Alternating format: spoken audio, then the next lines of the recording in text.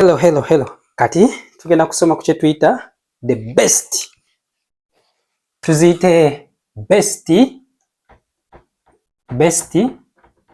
farm management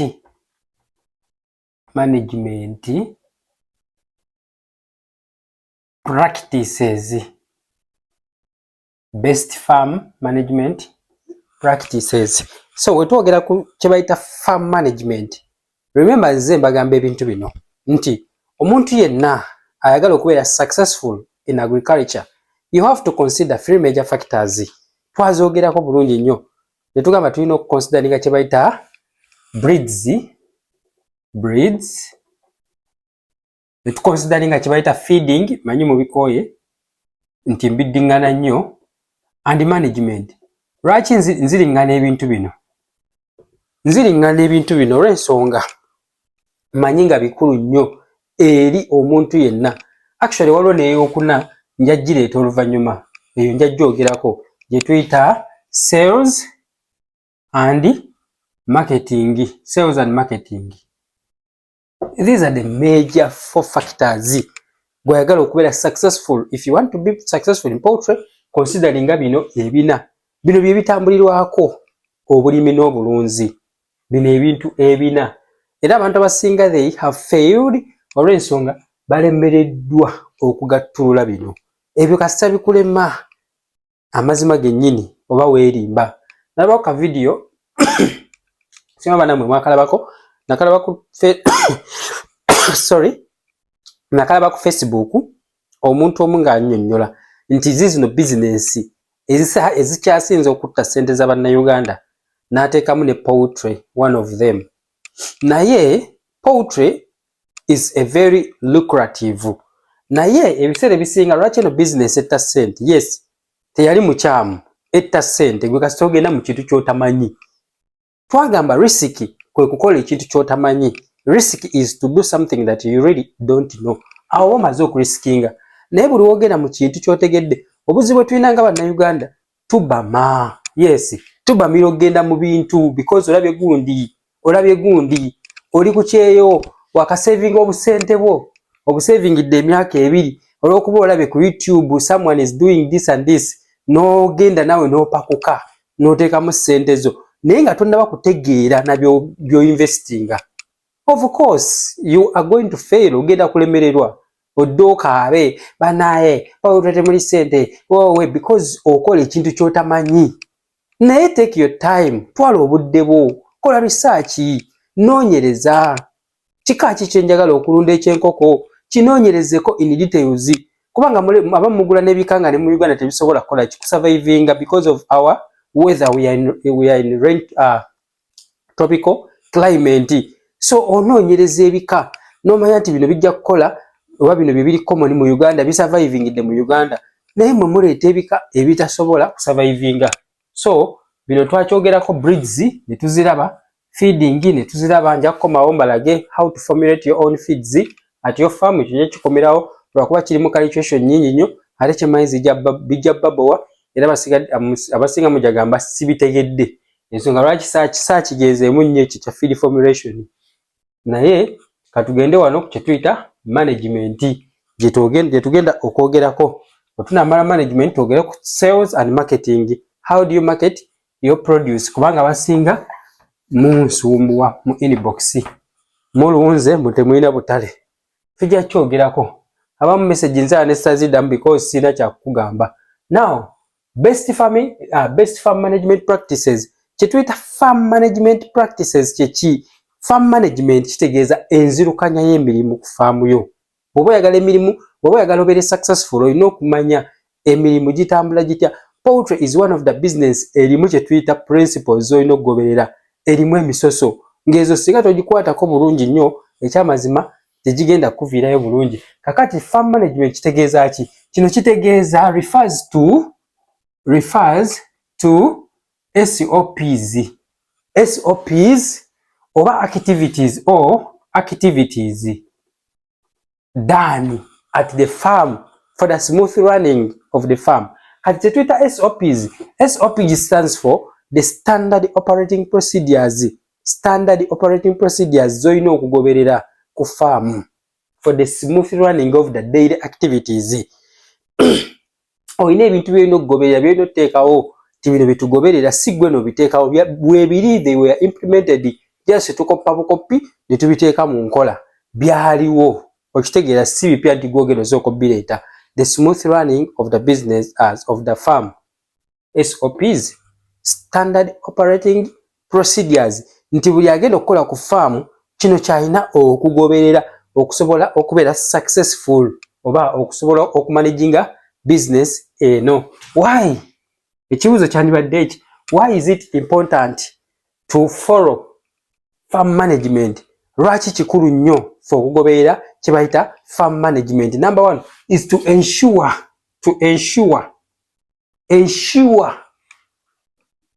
the day-to-day to ensure the day-to-day operations or the smooth running or to make sure that if there is efficient maximization of production while minimizing waste or losses. That is it. Nti lwaki kyamakulu nnyo ffe okugoberera kye tuyita farm management okumanaginga obulungi farm yaffe okuyita mu procedures etuba tutaddewo nti kituyamba okuddukanya obulungi emirimu ku farm yaffe. Netumanya nti ku makya tukola kino, ku ssaawa bwezi ne tukola bwe kiti, ku ssaawa bwezi ne tukola bwe kiti.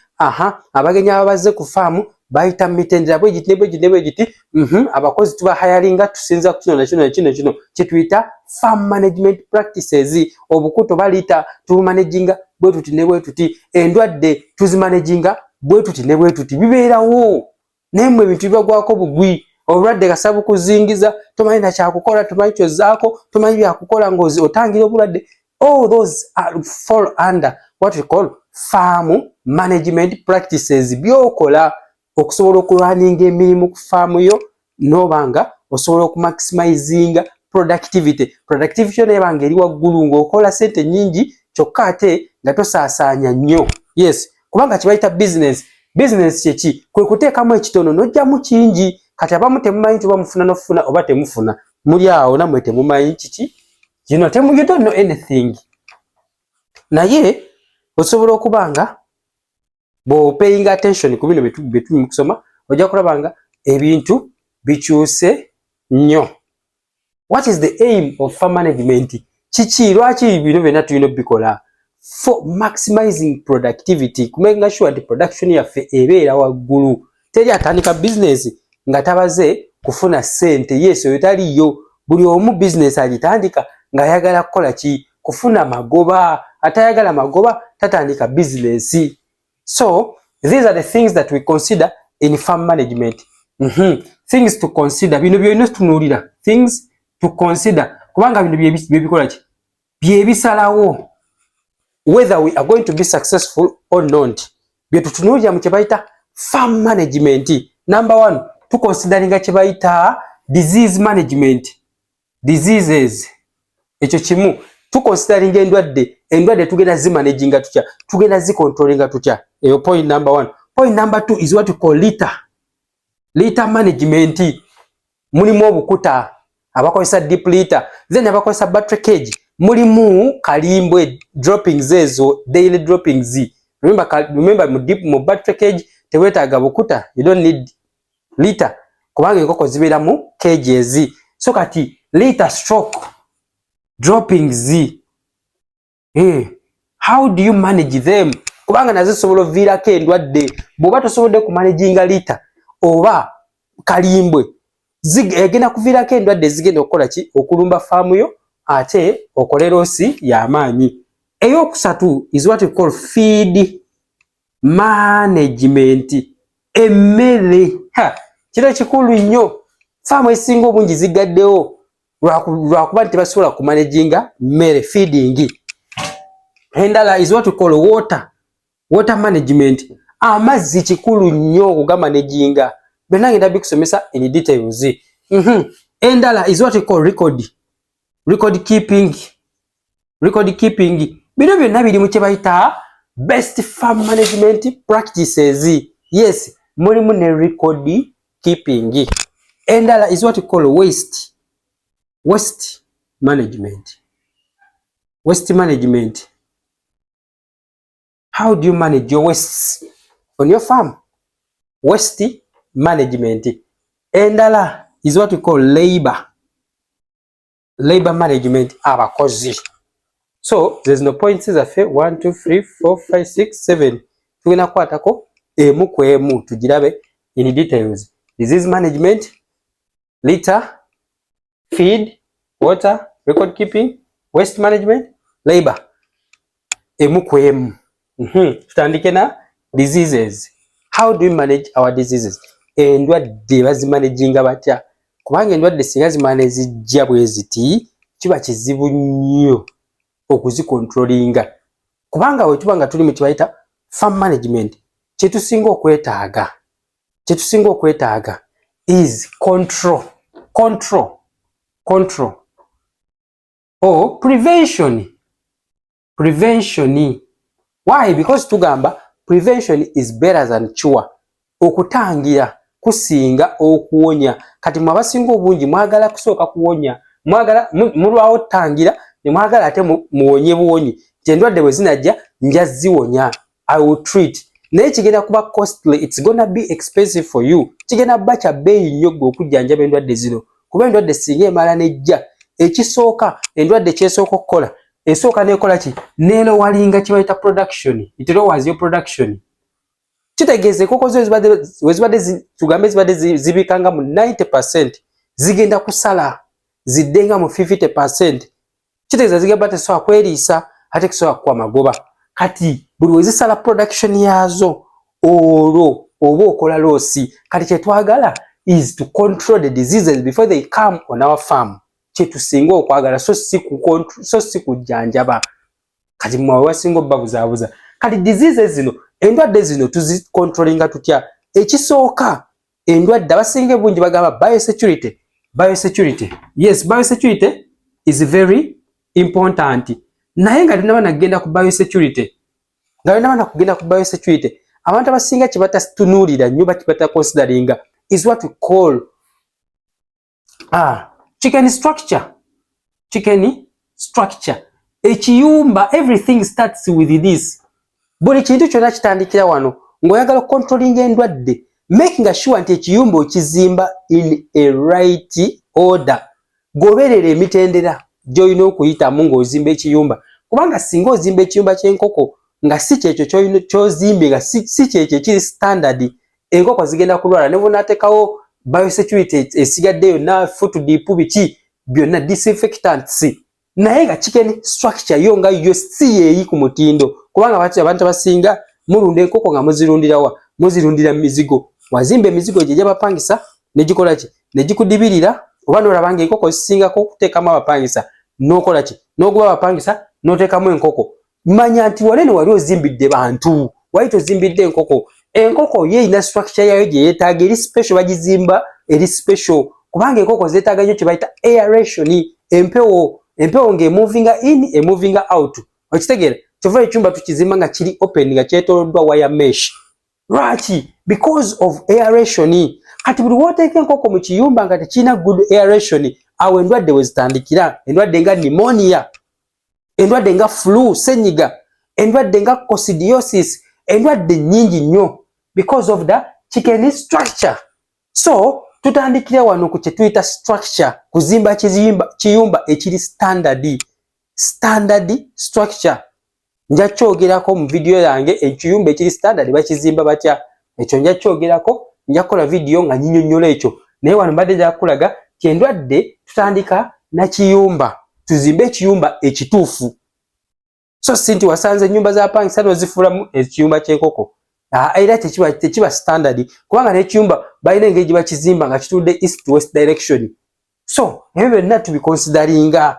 Ennyumba kasita ozimba nga yeeyo entuufu, oba otandise okontrolinga endwadde, kubanga oba osazeeko endwadde nnyingi nnyo ezandibadde zaataakinga enkoko yo oba enkoko zo. Ekyo bwe tukimala, tukyali ku disease control, bwe tukimala tugenda ku kye tuyita fence. Ekiyumba kirina okuba nga kiri fenced, nga kyetooloddwa, nga tokkiriza intruders, tokkiriza bantu bayingira abatali bakufaamu kubanga baleeta endwadde, tokkiriza nkoko ndala zonna from the surrounding area, from the neighbors. Kubanga singa okkiriza enkoko zineeno ne ziyingira, kitegeeza zigenda leeta obulwadde. Singa okkiriza obunyonyi ne buyingira, kubanga era obozimba ekyumba bateekako akatimba ke bayita chicken mesh, akaziyiza bunyonyi kuyingira munda. Ebyo byonna bibeera ku ki? Ku structure. Kati mwaba mulowooza biosecurity kwe kudiipinga mbwe ebigere ebyo mazzi nga bikomyawo? No way. Osobola diipinga kyokka ate obunyonyi ne buba nga busobola yingira mu kiyumba kyo. No diipinga kyokka ng'enkoko zisobola okujjeza ebweru ne ziyingira mu kiyumba kyo. Era oba tolina ky'okoze. So twagala ku preventinga bino byonna. Osobola okukola ebyo byonna naye ng'okkiriza ate ba visitors ne bajja mu nkoko zo ne bazirwaza oba ne bakaalinga obulwadde. Kubanga obulwadde buno obusinga buli airborne, butambulira mu bantu. Ebyo byonna careers nyingi ezibuleeta. Disease control. Then eyokubiri is what we call biosecurity. Atumaze okulaba structure yaffe. Biosecurity. Biosecurity ki? These are the measures that we put on our farm to prevent diseases from coming. Byetuteekawo okuziyiza endwadde nga walaba fencing around, kuteekawo kikomera, making sure nti ekiyumba kyo kirina ekikomera bulungi nnyo. Ekyokubiri foot deep. Wano ku mulyango ng'oyingira basooka kudiipinga. Lwaki? Kubanga eyo gy'ovudde oyinza obba olinnye mu kalimbwe w'enkoko eziri ku kyalo, ova ku dduuka ovaawa, kati ebyo byonna bantu bava ku faamu ez'enjawulo. Ebyo byonna making sure bakola ki? Badiipinga mu engatto zaabwe mu mazzi ago. Ate kyandibadde kirungi nti omuntu wabagidde mu ngatto ze azirekawo ne mumuwa engatto z'okufaamu nembeerawo ne bootusi nga zo z'abagenyi oba za muntu yenna abeera ze. Obagulira overall. Okitegeera buli muntu yenna ajja okufaamu yo making sure nti omwambaza overall kabe basawo. Manyi bana basawo nabo balungi mu kaalinga endwadde baveeti. Ava ku faamu eno ku makya n'ajja ewo n'agenda ku faamu eri n'agenda ne kweri. So kati agenda akomboozayo endwadde zonna ne bajja olw'okuba ye musawo temuteekako mateeka. Mugamba ono veeti naye nga beba disease carriers abatabasooka. Kubanga osoziyiza aba visitors obutajja ku faamu yo n'oziyiza abantu bonna. Naye veeti ng'ate yaleeta endwadde olwa faamu yo teggwamu ndwadde. Why? Because veeti ono be bazungazunga buli faamu, buli omu amuyita ono amuyita ono oli amuyita. Ewooli gy'ava waliyo Newcastle, azze ewo waliyo fowlpox, azze ewo waliyo gombolo, azze ewo waliyo simanyanga coccidiosis. Kati awo wonna bu bacterias bu virus agenda abusaasaanya. Ewo wabaddeyo fowlpox azze aleese ate Newcastle. Eri ewo wabaddeyo Newcastle akuleetedde fowlpox. So ebyo byonna olina okukola kyo be consideringa baveeti abo, making sure veeti wabazze asooka na kunaaba. Kati faamu ezikuze va ku baana abatandika obutandisi nkoko 2, 5, 10 si be njogerako. Njogera kati ku baana abakuze, faamu nga zikuze nga ziyina ddala enkoko ennyingi nga you cannot risk. Teekawo shawa watuukira veeti olujja asooka anaabe. Bw'amala okunaaba engoye zazireka eri mumuwe engoye endala ez'okufaamu. Bw'aba tayagala oyo mugobe. You know, these are standard operating procedures. Tuziyise SOPs. Nteekawo standard procedures zange atayagala zigoberera zibireke baveeti bangi. If you don't want to work according to my standard, please don't come. Kubanga ozze kukola, you are working for money, you are not working for free. When you see UN oba Sigundi, you know, in United Nations oba Red Cross, ozze ngenda kusasula. Therefore mba ngenda kusasula. Olina okugoberera bye nkugamba. Oba toli willing kubigoberera, genda nga ndeeta veeti omulala. As simple as that. Temwegayirira mbaleke bagende, atayagala kugoberera SOPs zo agende. As simple as that. Ojja kufuna omulala. Kubanga abaagala okukola be bangi. Teweesiba ku kwoyo. So ekyo tukirabye. Disease control. Era endwadde, kubanga endwadde esinga ziri airborne ate endala ziva ku kye bayita hygiene, obukyafu. Hygiene. Remember zino diseases tulina kye bayita viral diseases, viral and bacterial infections. Kati virus zino diseases ezireetebwa virus zineeno bagemangebe, they are vaccinated. So make sure okumanaginga endwadde ku faamu yo, vaccinate your birds. Abantu abasinga tebagema na nkoko tebamanyi nti bazigema nozigema. Bantu bangi nnyo era bade bannayuganda mukyafiirwa nnyo because temugoberera bituufu bina kugobererwa. Bwe mmala okufiirwa ate ne mujja ne mutukaabirira. Temuli ssente, ku loosi zokka nga togoberera bituufu ebirina okugobererwa era okyakaaba nnyo. So endwadde zino bazikontrolinga batya? Through vaccination. making sure nti ogoberera schedules babira bakuwadde vaccination schedules buli week tuba tulina okugema for the first 2 months oba olina okugema buli week Newcastle gumbolo foropox bikibe endwadde zonna oba olina okuzigema kati obawo ne kibayita bacterial diseases kati zino bacterial diseases tebazigema zino ziva ku hygiene buchafu for example litter management how do you manage your litter obukuta buli obeera nga bukola ki nga buyiikamu amazzi kubanga enkoko zino ddala ziri mu deep litter zibuukira ku feeders zibuukira ku drinkers kati newesanga amazzi gayiika kati amazzi buli gayiika mu obukuta nga bufusitula kye bayita ammonia remember bubeera mu kalimbwe busitula ammonia ekyo ekisu ekikka ekyo ekya ammonia kati ammonia buli enkoko buli wezimunuusa zifuna zitandika okufuna senyiga ne zifuna ekifuba zitandika okukolola okusikondoka noziwulira bwe nga zifeekeera zissa bubi because of pneumonia tezikomaawo ku pneumonia coccidiosis kyeki coccidiosis is a bacterial disease aleetebwa zino bacteria zebayita coccidio kati coccidiosis zino bacteria bwe ziyingira mu mubiri gw'enkoko zo ziruma ebyenda kati bwe zimala okuluma obwenda enkoko neeba ng'efulumya kalimbwe ng'alimu omusaayi brown droppings ng'omanya coccidiosis akulumbye so olina okuba nga weetegereza kalimbwe oye afaanana atya buli lunaku kebera kalimbwe w'enkoko that is how you manage diseases on your farm bw'olaba ng'alimu omusaayi making sure nti isolatinga kiba na kizibu okutegeera nti nkoko naddala mu deep litter kujja kuwano mu battery naye wano mu deep litter so olaba nga enkoko kalimbwe akyuse zonna zijjanjaba omulundi gumu bacterial disease tozigambe za hygiene making sure nti obuyonjo is top notch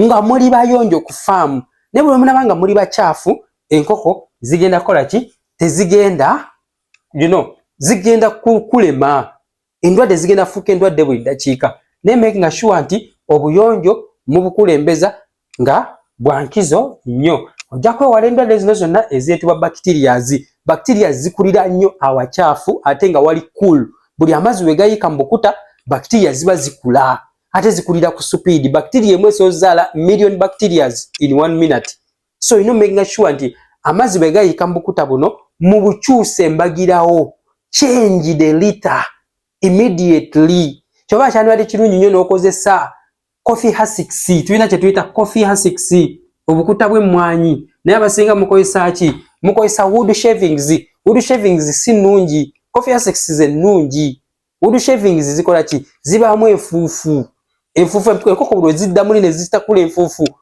zifuna senyiga bamungi so bwedakikobeera mu kujjanjaba senyiga atakoma awo nno obeera osaasaanya tetwagala kusaasaanya twagala kuyingiza tuteekemu kitono tuyingize ne bwedakika buli obanga ojjanjaba bujjanjabi amagoba ago g'obeera okola ki g'obeera olya oba g'obeera osaasaanya ekyo kiwedde tugende ku kirala ndowooza kambakomye wano tujja tandikira wano ku feed management so God bless you muninde mu video eddako tandikire ku feed management ngenda sigenda nakunnyonnyola ntandikira awo kankasaleko then era ntandikira awo nyini mu ngoye ezezimu ku lunaku lwe lumu ku ssaawa y'emu so tolaba n'ogamba ate yabadde manyi mulina akajanja ngambye ngenda continuing lwaki kubanga video ewanvuye saagala kukola video mpanvu temuzaagala